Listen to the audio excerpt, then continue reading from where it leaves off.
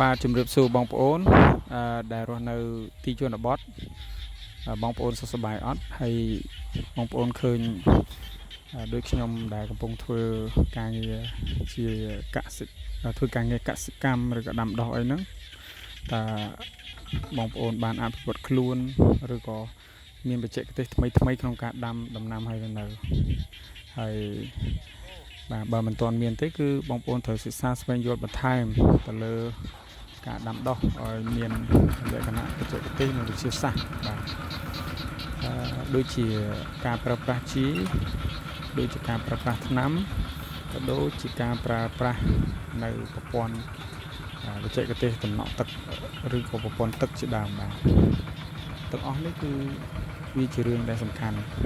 ហើយមួយទៀតក៏យើងត្រូវសិក្សាអំពីទីផ្សារផងដែរបងប្អូនបាទអញ្ចឹងវីដេអូនេះគ្រាន់តែធ្វើជាការកម្សាន្តជជែកគ្នាបង្ហាញលេងអំពីសកម្មភាពរបស់ខ្ញុំនៅ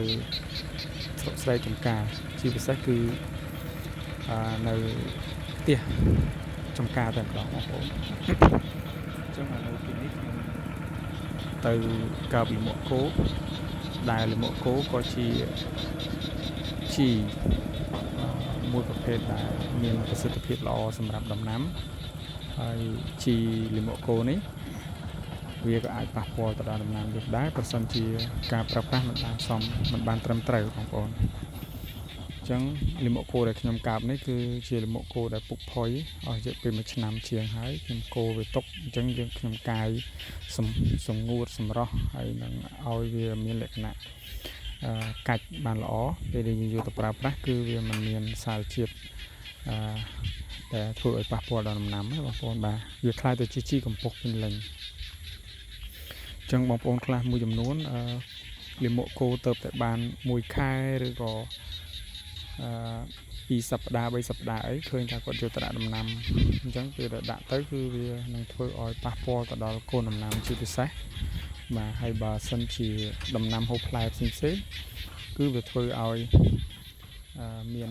រោគបាទមានរោគក៏ដូចជាមានដួងមានអីចូលទៅស៊ីរឹសដំណាំរបស់យើងធ្វើឲ្យងាប់ចឹងទៅបាទ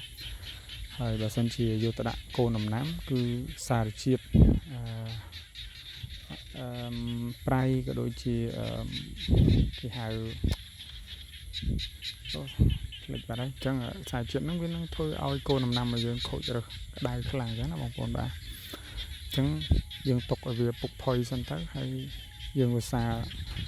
មើលសំណើមរបស់វាជាប្រចាំទោះបីជាយើងមិនបានធ្វើ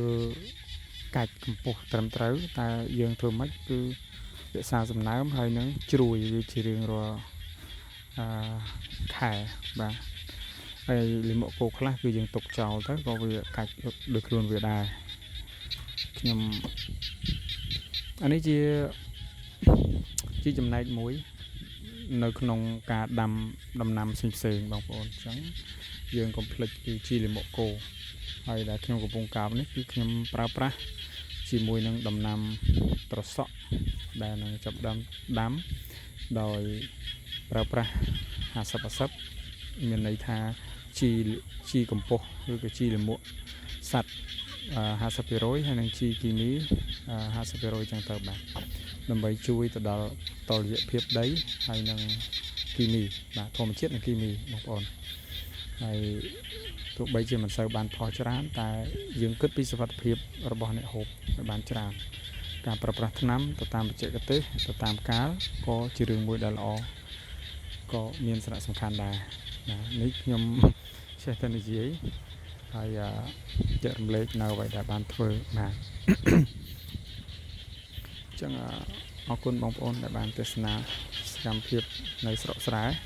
ហើយបងប្អូនដែលនៅទីក្រុងក៏ប្រហែលជារីករាយទៅនឹងតាមជីវិតស៊ីវិល័យតាមទីក្រុងតែខ្ញុំក៏រីករាយតាមបែបជីវិតនៅស្រុកស្រែអញ្ចឹងទៅហើយបងប្អូនដែលមើលចប់ហ្នឹងបងប្អូនមានខមមិនយ៉ាងម៉េចតើបងប្អូនចូលចិត្តរស់នៅស្រុកស្រែដែរទេបាទអរគុណ